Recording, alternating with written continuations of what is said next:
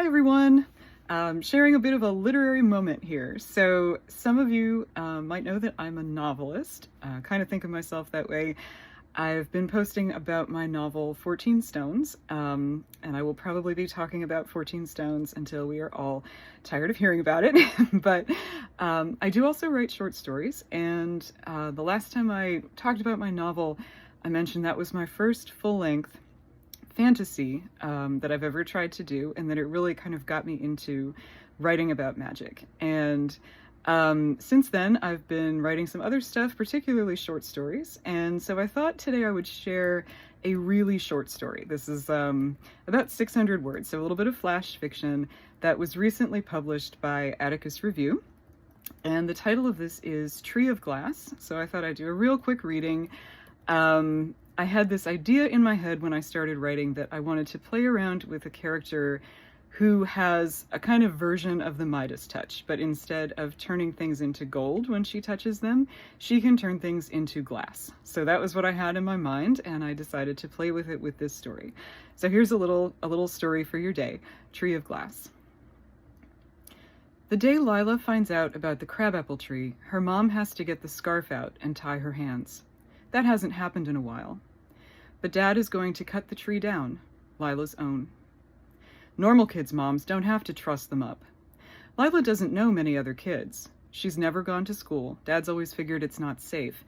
And anyway, the farm is way out here alone. But she does know that she has never been normal.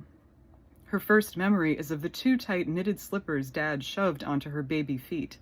She worked one off, threw it as hard as she could, and the slippers shattered on the floor. "Glass!" Dad yelled. He pinned Lila's wrists together behind her back, and Mom, crying, wrapped the scarf around them and tied it. Lila remembers shouting and squirming until her throat and wrists ached. She remembers, too, how the slipper turned so cool and smooth in her hand, and how the shards of it glittered. That's why, when Mom tells her about the tree, the scarf is already out. "I'm sorry, baby. Dad says you've got to wear it a while." Lila doesn't argue with Mom when she cries. She holds her hands behind her back, wrists touching, and lets Mom wrap them tight.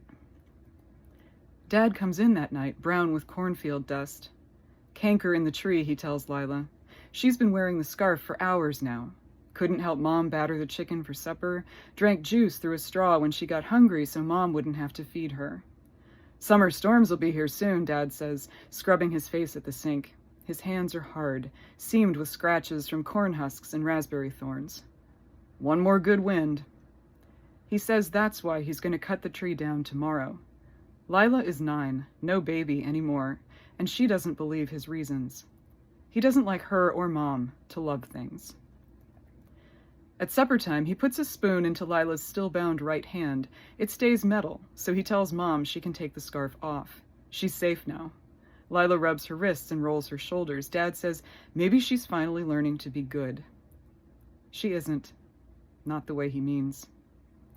That night, after the house goes dark, she sneaks out of bed, down the hall past her parents' room. Dad is knocked out asleep, but 5 out of 10, Mom is staring at the ceiling, wondering again what's going to happen to her daughter who's like nobody else. Out the back door, shutting the screen without a sound, past the silent barn where the tractor and Dad's truck hunch in the dark, and across the yard to the fence. On the far side, the cornfields rustle. On this side, her crabapple tree reaches up for the sky. Lila reaches too, not up, but down, into the safe place inside herself where she's learned to pour her anger. She breathes deep.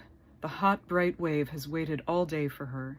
She feels it rise into her chest, into her shoulders, ready to skim down her arms and out through her fingertips. She places both palms on the tree trunk. The wave rushes out and down.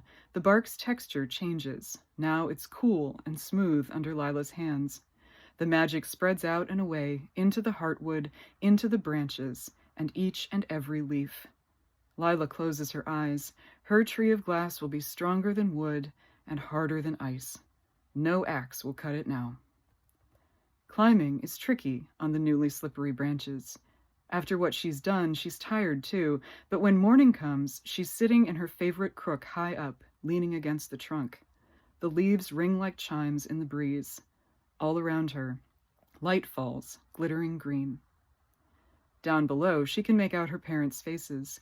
Dad's is blank and empty, but Mom is smiling, like the sunrise itself. Thanks for listening. Bye-bye.